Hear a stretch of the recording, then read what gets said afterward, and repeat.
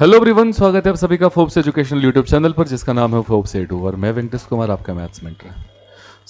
आज के इस सेगमेंट में हम बात करने वाले हैं रेशियो प्रोपोर्शन के बारे में। रेशियो प्रोपोर्शन के बारे में कौन नहीं जानता? रेशियो प्रोपोर्शन तो बड़ा कॉमन सा टॉपिक है जो कि बहुत इंपॉर्टेंट है, हर एग्जाम में पूछते हैं। ये नहीं पूछेगा तो इसकी एप्लीकेशन पूछेगा, बट कुछ ना कुछ इससे रिलेटेड पूछेगा। तो ये जो चैप्टर है ना, रेशियो प्रोपोर्शन, बहुत इंपॉर्टेंट है, बहुत ही ज़्यादा इंपॉर्टेंट है। आप स्किप मत कर देना, राइट? शुरू से लेकर लास्ट तक देखो। आप चाहे कितने भी वीक स्टूडेंट रहे हो, माना कि आपने मैथ्स, कई बच्चों का होता है क्योंकि जब इस वीडियो के माध्यम से मैं ये ये मैं करना चाहता हूँ कि जो बच्चे जिनके मैथ्स बहुत वीक है, वो चीज़ों को समझ नहीं पाते हैं, मैं एक छोटी सी पहल कर रहा हूँ समझाने की। आप समझ के देखो, समझ में आती है तो ठीक, नहीं आती है तो भी ठीक है, परेशान नहीं होना चाहिए किसी भी चीज़ को लेकर के, ठीक है? खैर, समझ में आएगी, बिल्कुल आएगी। वीडियो को शुरू से लेकर लास्ट तक देखते, थोड़ा स्किप मत करना। देखो, रेशियो प्रोपोर्शन में यूँ तो लेक्चर शुरुआत में मैं देना प्रेफर नहीं कर रहा हूँ। अभी हम क्या करते हैं, हम क्वेश्चन अटेम्प्ट करते हैं, लेकिन हाँ, जब हम क्वेश्चन अटेम्प्ट करेंगे उसी से रिलेटेड हम सारे कॉन्सेप्ट और सारे लेक्चर्स सब कुछ मिलता चलेगा, बट क्वेश्चन बाय क्वेश्चन, ठीक है? आपको मज़ा आने वाला है काफ़ी ज़्यादा। देखो, जैसे ये क्वेश्चन है, पहले तो मेरी सलाह ये हमेशा रहती है कि जो क्वेश्चन देता है आप उसको ध्यान से सीखो, ध्यान से देखो पहले क्वेश्चन का डेटा क्या है, और फिर बाद में पूछो, देखो कि पूछ क्या रहा है? तो इस क्वेश्चन में डेटा के नाम पर यह है कि ए और बी का रेशियो दे रखा है कितना, 2:3। देखो, ये जो सिंबल है, ये सिंबल रेशियो का होता है, अनुपात का होता है, और यही चीज अगर 2 बार आ गया तो यही सिंबल किसका हो जाता है? प्रोपोर्शन का हो जाता है, मतलब समानुपात का हो जाता है। और समानुपात तो that is equivalent to equal. समानुपात जो होता है वो इक्वल के समान हो जाता है, राइट? ठीक है, तो यहां पर क्या होगा कि ए अनुपात बी समानुपात है 2:3 के, मतलब ये इक्वल है 2:3 के। फिर बाद में क्या लिखा हुआ है कि बी अनुपात सी इज इक्वल टू 4:5। अब आपसे पूछा है कि A:B:C बताओ। देखो, इसे सॉल्व करने का तो कई तरीके हैं लोगों के अपने अपने, ठीक है, लेकिन मेरी तरीका क्या है वो मैं आपको बताता हूं, जरा ध्यान से देखना। यार, पहला जो है वो A अनुपात B बोला है। अनुपात का काम है रिलेशन बैठाना। A अनुपात B का मतलब है कि A का संबंध B के साथ, राइट? तो A का संबंध B के साथ कैसे है? 2:3। मतलब क्या है कि जब A 2 तब B 3, यही इसका मतलब होता है। फिर देखो, B:C इज इक्वल टू 4:5 है, मतलब B का संबंध किसके साथ है? C के साथ। कैसे भाई? कि B अगर 4 है तो C 5 है। तो यहां जरा देखो कि यहां A का संबंध B के साथ और B का संबंध ठहरा C के साथ। इसका मतलब है कि तीनों एक दूसरे से इंटर रिलेटेड होगा, बिल्कुल। तो तीनों एक दूसरे से इंटर रिलेटेड होगा, तो थोड़ी देर के लिए सही B की वैल्यू को आप ये देखो, इस केस में B की वैल्यू को 3 मानोगे तो यहां B की वैल्यू क्या हो रहा है? यहां B की वैल्यू 4। तो दोनों जगह B की वैल्यू अलग अलग, एक जगह B की वैल्यू 3, एक जगह B की वैल्यू 4। लेकिन यार, अंग्रेजी अल्फाबेट में B तो एक है, तो B की वैल्यू भी तो सेम होना चाहिए, है कि नहीं है?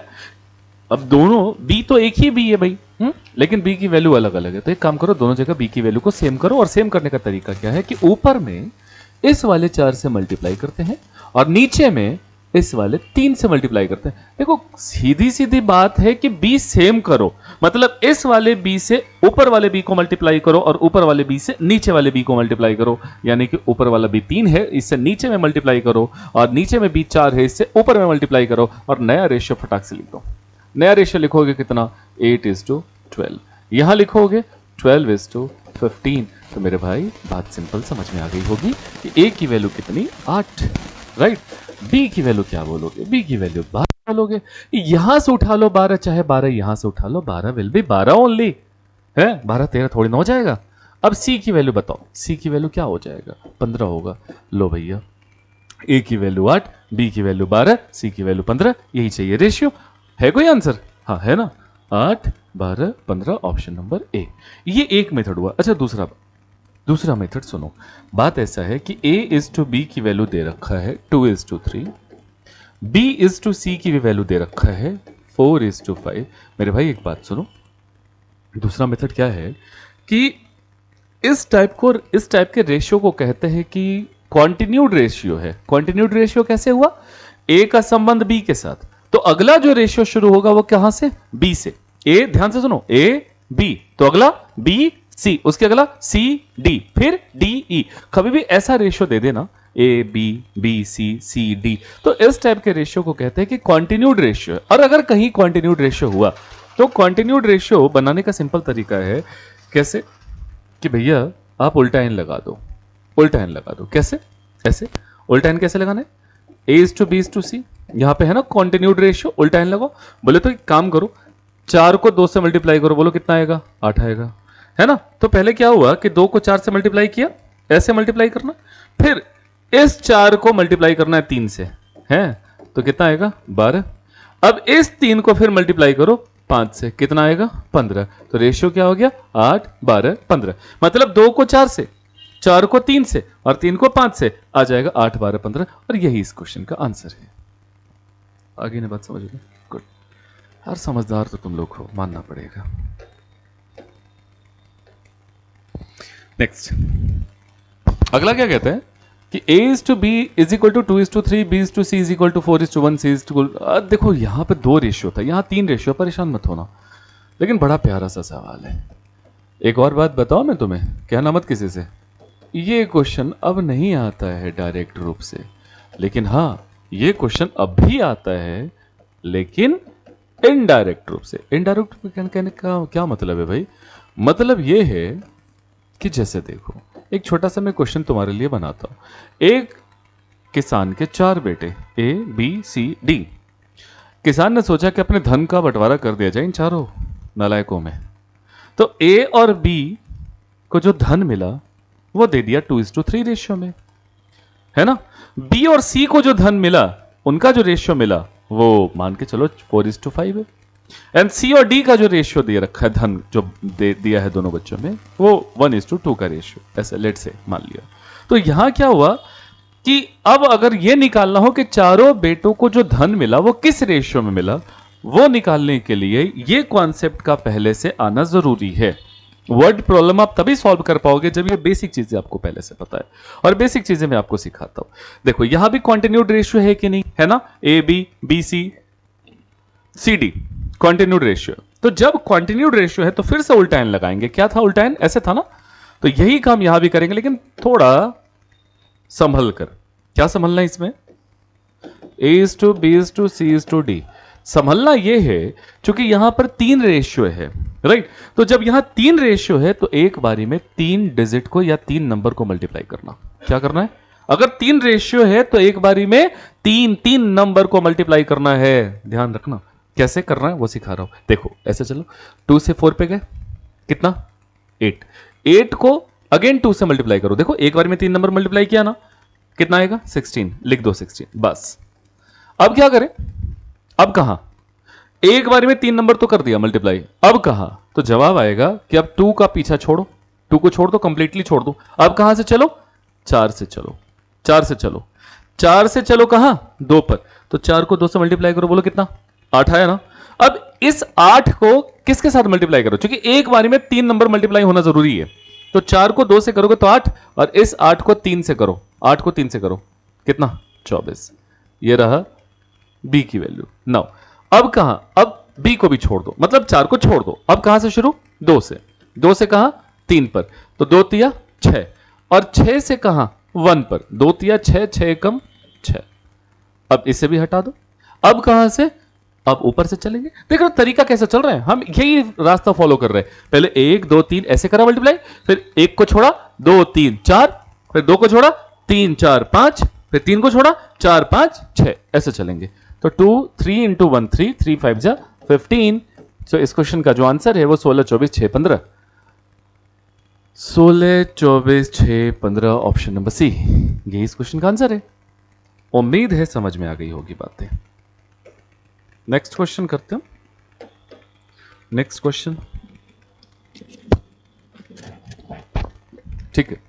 क्वेश्चन क्या कह रहा है कि a is to b is equal to 2 is to 1, b is to c 3 is to 2, c is to d 3 is to 4, d is to e 5 is to 2। देखो वही बात है। अब इस बारी कितने हो गए रेशियो, 4 रेशियो हो गए। कौन कौन, a is to b is equal to 2 is to 1, b is to c is equal to 3 is to 2, c is to d is equal to 3:4 और D/E इज इक्वल टू 5:2 5:2। तो यहां से A B C D E का ratio निकालना है। कैसे कैसे? ऐसे देखो, अब एक बारी में 4 नंबर है ना, 4 रेशियो है, तो एक बारी में 4 नंबर मल्टीप्लाई करेंगे। सही पकड़े हो? है 2 एकम 2। देखो अब कैसे, 2 3 जा 6, 6 3 जा 18, 18 5 जा 90। लो भैया 90 कर दिया। अब कहां से, अब 2 छोड़ो, अब कहां से, 3 से। ध्यान देना, 3 से 3 पे ऐसे चलना है, ऐसे, फिर यहां से ऐसे, 3 3 जा 9, 9 5 जा 45। अब ये 45 से वापस कहां चलना है, वापस चलना है 1 पर, सीधा यहां चलना है। तो 45 1 जा 45। अब इस 3 को भी छोड़ दो, अब यहां से चलो, 3 5 जा 15, 15 1 जा 15 और 15 2 जा 30। एक बारी में 4 करना है, ध्यान रखना, यहां से चल रहे हम 3 5 1 2। एक बारी में 4 नंबर हुआ ना मल्टीप्लाई, कितना हो गया, 15 2 जा 30। अब इस 3 को छोड़ो, यहां से चलो 5 से, 5 1 जा 5, 5 2 जा 10, 10 4 जा 40। अब इसे भी रहने दो, अब कहां से चलो, यहां से 1 से, 1 2 जा 2, 2 4 जा 8, 8 2 जा 16। सो रेशियो है 90 45 30 40 एंड 16। ऑप्शन नंबर सी।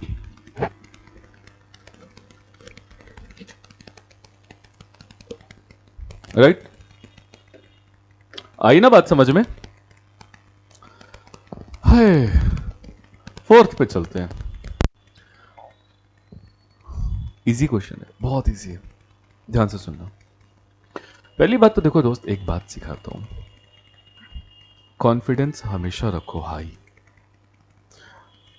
जब मैं ऑफलाइन में बच्चों को पढ़ाता हूं तो एक आजकल कुछ ऐसी समस्याएं आने लगी है पोस्ट कोविड, कि जैसे कोविड के टाइम पे पढ़ा नहीं था, गैप हो गया काफ़ी, या वो बच्चे जैसे 10th के बाद मैथ छोड़ देते हैं और 4 साल 5 साल 6 साल का गैप होता है, उसके बाद फिर वो शुरू कर देते हैं वापस से पढ़ना, तो मैथ समझने में दिक्कत होती है। तो तुम्हें थोड़ा पेशेंस रखना पड़ेगा और खुद पर यकीन रखना पड़ेगा कि सीख जाओगे।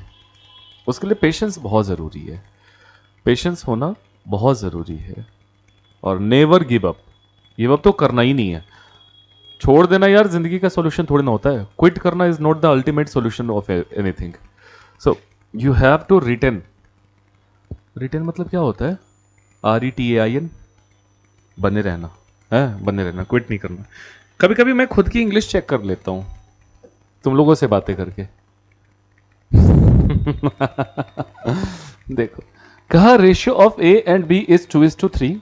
A और B का रेशियो दे रखा है, कितना मेरे भाई, 2:3 का रेशियो है A/B। फिर ratio of B/C is 4:5। B/C का रेशियो है 4:5।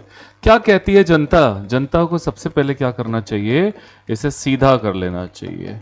ABC, A/B पता, B/C पता, तो ABC निकाल दो। ABC कैसे निकालेंगे, 2 रेशियो है तो एक बारी में 2 को मल्टीप्लाई करेंगे, क्योंकि ये क्वांटिन्यूड रेशियो है, लगातार है ना, A, B, C लगातार रेशियो है। उल्टा n लगा दो, उल्टा n लगाओगे तो क्या रेशियो आएगा, 8 12 and 10 है, सॉरी 15, 8 12 and 15। चलो भैया, रेशियो तो यही आया, 8 12 15। कहता क्या है, इसकी वैल्यू बताओ, A² B² C²। अब 8 का स्क्वायर तो गुरु 64, B का स्क्वायर बोले तो 144, C का स्क्वायर बोले तो 200, सॉरी BC है ना, BC, तो BC बोले तो 15 × 12 एंड 12 × 15, ये रहा BC। कुछ कटता है, काटो पहले, कटेगा 4 से कटेगा, 4 से कटेगा, 4 से कटा 16 बारी में, 4 से कट गया 36 बारी में, 4 से कट गया 3 बारी में, तो 16 36 और 45, ऑप्शन नंबर सी। इस क्वेश्चन का आंसर है ऑप्शन नंबर सी। मूव करते हैं क्वेश्चन नंबर 5 पर। 5th कहता है कि if A/B is equal to 2/9 1/3। परेशान मत होना, मेरी बात सुनो। ऐसा कभी रेशियो देखो ना, ऐसा वाला थोड़ा विचित्र टाइप का। सिंपल रेशियो हमेशा सिंपल होना चाहिए, और अगर एग्जामिनर ने जानबूझ करके विचित्र बनाया है तो इसका मतलब यह है कि तुमसे कसरत करवाना चाहता है उसे सिंपल करने में, और अगर तुमने आलस दिखाया बुरे फंसोगे। ध्यान से सुनना। तो a is to b की वैल्यू दे रखा है 2/9 is to 1/3। 3 से 3 कटेगा, ये जो 3 है वो उधर चला, मैं तो चला उधर, ये कहेगा वो। तो 2:3 का ratio. b is to c का क्या रेशियो दोस्त? b is to c चाहिए तो 2/7 is to 5/14। 7 से कटेगा 2 बारी में, ये जो 2 है ना इधर भेजो, इधर इधर क्रॉस, तो 2 2 जा 4, अब ये बन जाएगा 4 is to 5। क्योंकि इसके नीचे तो 1 था गुरु, क्रॉस मल्टीप्लाई हो जाता है, सीख रहे हो ना ये चीज। 2 से 2 यहाँ 4, 1 से 5 को करेंगे तो 5, यानी कि 4 is to 5 का ratio. Again c is to d का क्या रेशियो होएगा? तो c हो दुर्घटना घट सकती है, सतर्क रहना। यहाँ पे d is to c का ये रेशियो दे रखा है, लेकिन हम तो यहाँ पे c is to d ही लिखेंगे, क्योंकि हमें पता है कॉन्टिन्यूड रेशियो में ही चलना चाहिए, कोई फर्क नहीं पड़ता है। 7/10 is to 3/5 है तो पहले 3/5 लिखो, पहले ये लिखो, बाद में लिखो 7/10, क्योंकि यहाँ हम उलट दे रहे हैं, समझ रहे हो ना। 5 से कटेगा 2 बारी में, और ये जो 2 है इधर मल्टीप्लाई हो जाएगा तो 2 3 जा 6, और 6 is to 7। बस फिर क्या, देखो सिंपल आ गया ना सारी चीजें। a is to b पता, b is to c पता, c is to d पता, तो a b c d निकल जाएगा। a b c d कैसे निकलेगा मेरे भाई? बहुत सिंपल है, बहुत सिंपल है। कैसे? ये देखो 2 को 4 से मल्टीप्लाई करो, बोलो कितना? 8। 8 से को 6 से करो, 48। 8 6 जा 48। अब 2 को छोड़ो, अब कहां से? 4 4 6 जा 24, 24 3 जा 72। अब इसे छोड़ दो, 6 से चलो, 6 3 जा 18, 18 5 जा 90। इसे छोड़ो, अब 3 5 जा 15, 15 7 जा 105। रेशियो क्या मिला? अभी कटेगा कटेगा कटेगा, सब कटेगा। 3 से कटेगा, 3 से कटा 16 बारी में, 3 से कटेगा 24 बारी में, 3 से कटेगा 30 बारी में, 3 से कटेगा 35 बारी में, तो 16 24 30 35। ऑप्शन नंबर बी, यही आंसर है, यही आंसर है। क्वेश्चन नंबर 6 क्या कहता है?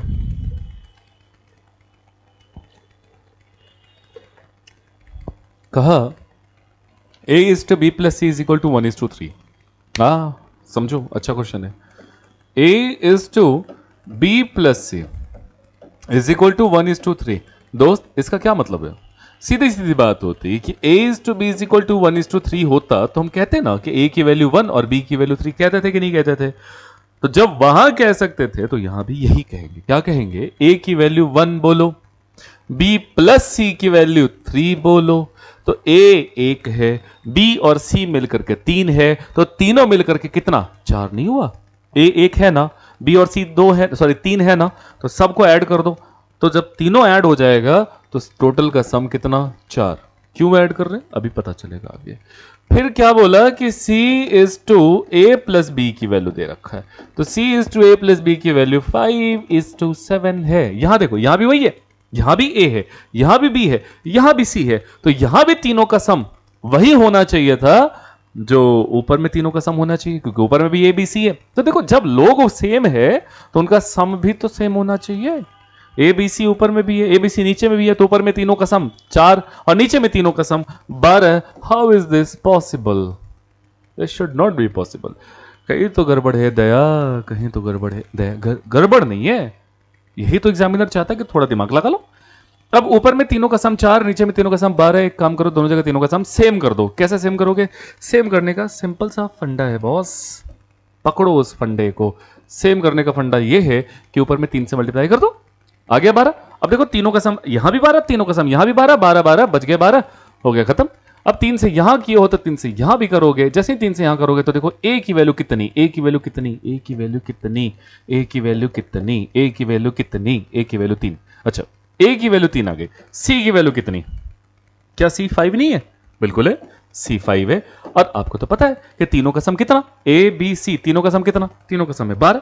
अरे तीनों का सम 12 है, तीनों का सम 12 है, ए बोलेगा मैं तो 3, सी कहेगा मैं तो 5, तो बी क्या कहेगा? अभी चुप रहेगा क्या?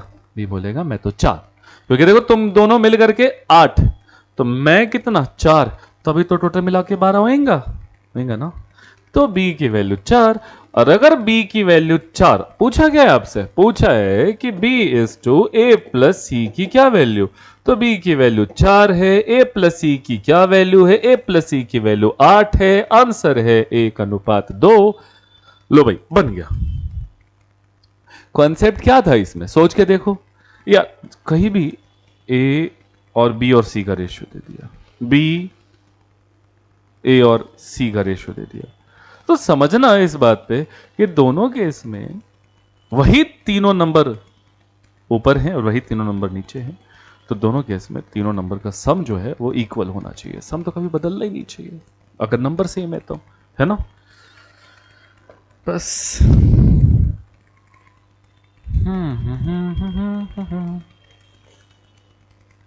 नन्हे मुन्ने बच्चे तेरी मुट्ठी में क्या है। देखो भैया कितना सवाल सस्ता है। ए प्लस बी की वैल्यू 4 है, ए प्लस बी की वैल्यू 4, बी प्लस सी की वैल्यू 7, सी प्लस ए की वैल्यू 9।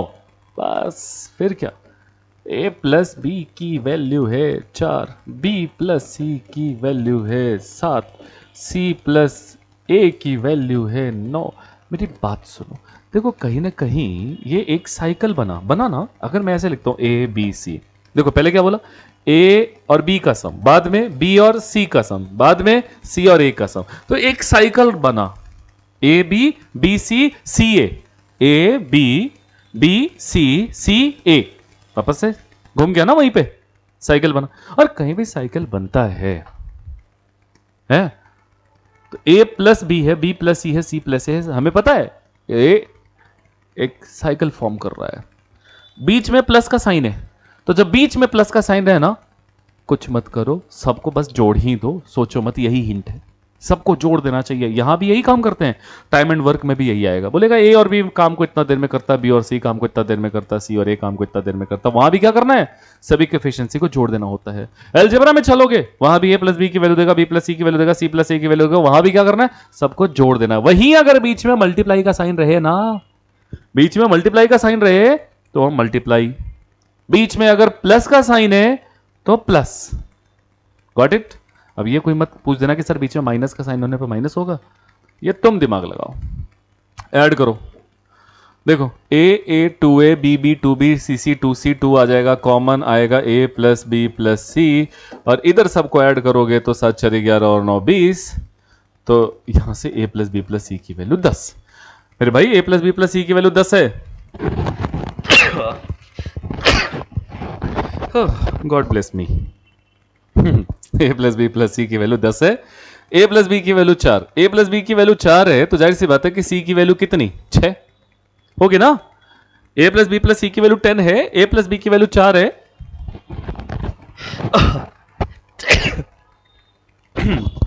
पढ़ाने दो यार। हाँ, a प्लस बी की वैल्यू 4 है तो c की वैल्यू 6।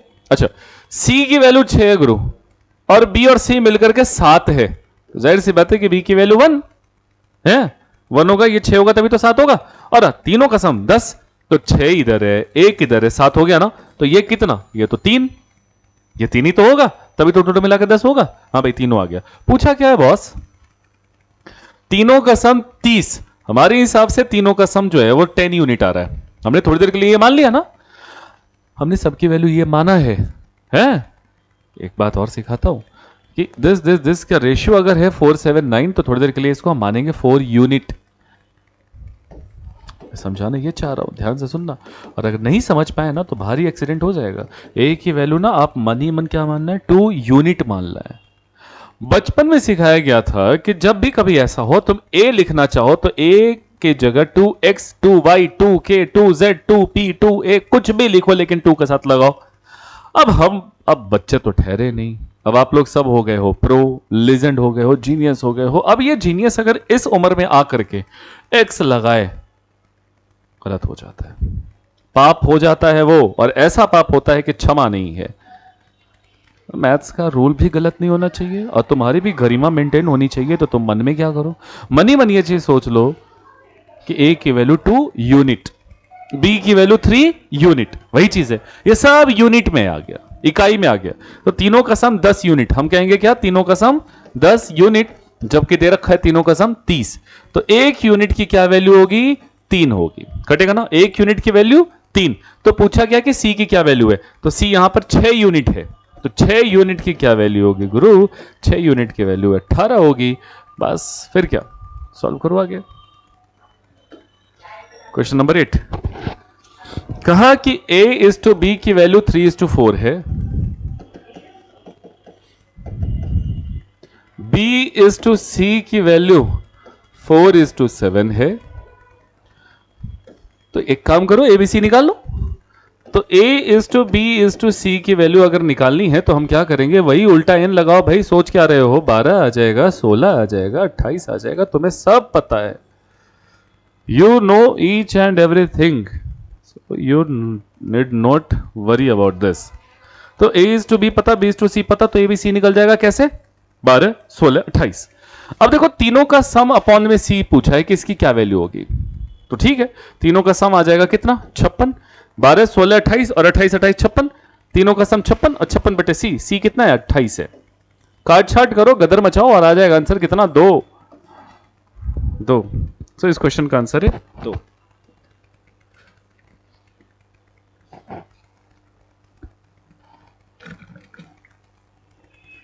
ओके चलो नेक्स्ट क्वेश्चन चलते। क्वेश्चन नंबर 9, कहा what is the fourth proportional of, अच्छा सुनो, प्रोपोर्शनल की बात हो रही है, प्रोपोर्शनल्स। अब जब प्रोपोर्शनल्स की जिक्र हो गई है तो टाइप्स ऑफ प्रोपोर्शनल भी देख ही लेते हैं। एक टर्म होता है मीन प्रोपोर्शनल, दूसरा होता है थर्ड प्रोपोर्शनल, तीसरा होता है फोर्थ प्रोपोर्शनल,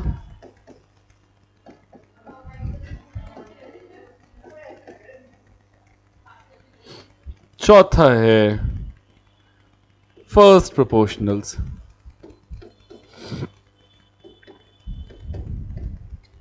राइट, चार प्रोपोर्शनल्स आ गए। अब देखो मीन प्रोपोर्शनल को हिंदी में कहते हैं मध्यानुपाती, मध्यानुपाती। थर्ड प्रोपोर्शनल को कहते हैं तृतीयानुपाती, फोर्थ प्रोपोर्शनल को कहते हैं चतुर्थानुपाती,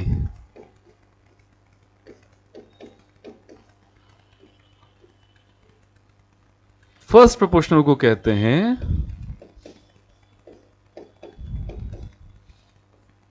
प्रथमानुपाती। और सबका फॉर्मूला भी बता ही देता हूं। मीन प्रोपोर्शनल अगर निकालना हो, मीन प्रोपोर्शनल 2 नंबर का निकलता है, मीन प्रोपोर्शनल 2 नंबर का निकलता है। तो मीन प्रोपोर्शनल के लिए फॉर्मूला ये यूज करो, रूट अंडर पहला नंबर गुणे दूसरा नंबर। अगर मीन प्रोपोर्शनल चाहिए तो अब क्या काम करोगे कि दोनों नंबर का प्रोडक्ट करोगे, मल्टीप्लाई करोगे, गुणा करोगे, गुणा करने के बाद रूट निकाल देना, वही आंसर है। जैसे अगर आपसे पूछे कि 4 और 9 का मीन प्रोपोर्शनल बताओ, तो 4 और 9 का मीन प्रोपोर्शनल चाहिए तो आप एक काम करो, रूट अंडर 4 इंटू 9 कर दो और आंसर आ जाएगा 6, है ना। 4 इंटू 9 करेगा तो 36, 36 का रूट होता है 6। अच्छा, अब अगर थर्ड प्रोपोर्शनल चाहिए तो थर्ड प्रोपोर्शनल भी 2 ही नंबर का होता है। और थर्ड प्रोपोर्शनल का फॉर्मूला ध्यान से सुनो। थर्ड प्रोपोर्शनल का मतलब होता है यार कि दूसरा नंबर का स्क्वायर बटे में पहला नंबर। जी हां, अगर थर्ड प्रोपोर्शनल चाहिए तो 2 ही नंबर का थर्ड प्रोपोर्शनल आएगा, तो उसमें से पहले जो आएगा वो पहला नंबर, बाद में आएगा वो दूसरा नंबर। तो थर्ड प्रोपोर्शनल अगर चाहिए तो दूसरे नंबर का स्क्वायर कर दो और उसको डिवाइड कर दो, किससे, पहले नंबर से। जैसे यहीं से पूछा कि थर्ड प्रोपोर्शनल चाहिए तो दूसरा नंबर 9 है, तो 9 का स्क्वायर कितना होता है, 81। 81 को 4 से डिवाइड कर दो तो 81 बटे 4, यही आपका आंसर हो जाएगा 20.25, 20.25। अब मैं बात करता हूं फोर्थ प्रोपोर्शनल। फोर्थ प्रोपोर्शनल का जो फॉर्मूला होता है वो होता है, फोर्थ प्रोपोर्शनल 3 नंबर का निकाला जाएगा, ए बी सी का। अगर फोर्थ प्रोपोर्शनल चाहिए तो देखो फॉर्मूला क्या यूज करना, दूसरा और तीसरा नंबर को मल्टीप्लाई करो और पहले नंबर से डिवाइड करो। दूसरे और तीसरा नंबर को मल्टीप्लाई करो और पहले नंबर से डिवाइड कर दो, आ जाएगा फोर्थ प्रोपोर्शनल। तो दूसरा और तीसरा, चलो तो 3 नंबर होना चाहिए, 6 12 8, ये 3 नंबर का हमें चाहिए फोर्थ प्रोपोर्शनल। क्या करना चाहिए? करना ये चाहिए कि दूसरे और तीसरे को मल्टीप्लाई करो 12 इंटू 8 और डिवाइड कर दो पहले नंबर से जो कि 6 है, कटेगा ये 8 दूनी 16। ठीक है, तो फोर्थ प्रोपोर्शनल की वैल्यू 16। अब अगर बात करता हूं मैं फर्स्ट प्रोपोर्शनल, तो फर्स्ट प्रोपोर्शनल क्या हो जाएगा? फर्स्ट प्रोपोर्शनल के लिए फॉर्मूला आप ये यूज रखो कि x इज इक्वल टू क्या होता है, यहां भी 3 नंबर चाहिए फर्स्ट प्रोपोर्शनल के लिए, तो 3 नंबर चाहिए, तो फर्स्ट प्रोपोर्शनल का क्या होगा कि पहले दोनों नंबर को मल्टीप्लाई कर दो और तीसरे नंबर से डिवाइड कर दो। जी हाँ, अगर हमें फोर्थ प्रोपोर्शनल चाहिए, सॉरी फर्स्ट प्रोपोर्शनल चाहिए, तो जैसे 3 नंबर दे दिया, यही 6 12 और 8, ये 3 नंबर दे दिया, बोलेगा इसका फर्स्ट प्रोपोर्शनल चाहिए। तो फर्स्ट प्रोपोर्शनल चाहिए तो करना क्या है कि फर्स्ट और सेकंड को मल्टीप्लाई करो, तो 6 इंटू 12 और डिवाइड कर दो थर्ड वाले से यानी कि 8 से। ठीक है, तो ये 9 बारी में आएगा, तो जो फर्स्ट प्रोपोर्शनल है वो कितना आ गया। इस तरीके से ये चारों फॉर्मूलाज है, आप ये चारों फॉर्मूला यूज करो और अपना आंसर लाओ। अब मैं बात करता हूं इस पर, फोर्थ प्रोपोर्शनल चाहिए 18 24 और 30 का। तो अगर फोर्थ प्रोपोर्शनल चाहिए तो रूल कहता है, क्या कहता है रूल भाई, कि सेकंड और थर्ड को मल्टीप्लाई करो और फर्स्ट से डिवाइड कर दो, तो 24 इंटू 30 बटे 18, 6 से कटा 3 बारी में, 6 से कटेगा 5 बारी में, 3 से कटेगा 8 बारी में और आंसर आ जाएगा 40। Option number D, option number D. उसके बाद क्वेश्चन नंबर 10 पे चलते हैं। कहा x is to y is equal to 3 is to 4, मतलब यह हुआ कि x की वैल्यू को 3 मानोगे और y की वैल्यू को 4 मानोगे। x की वैल्यू को 3 मानोगे तो 3 2 जा 6 और y की वैल्यू को 4 मानोगे 4 3 जा 12, तो ये 12 और ये 6 मिलकर के कितना 18 डिवाइडेड बाई 3x, 3x की वैल्यू हो जाएगी 9 माइनस 2y, 2y की वैल्यू हो जाएगा 8, तो आंसर आ जाएगा 18 बटे 1, 18 बस।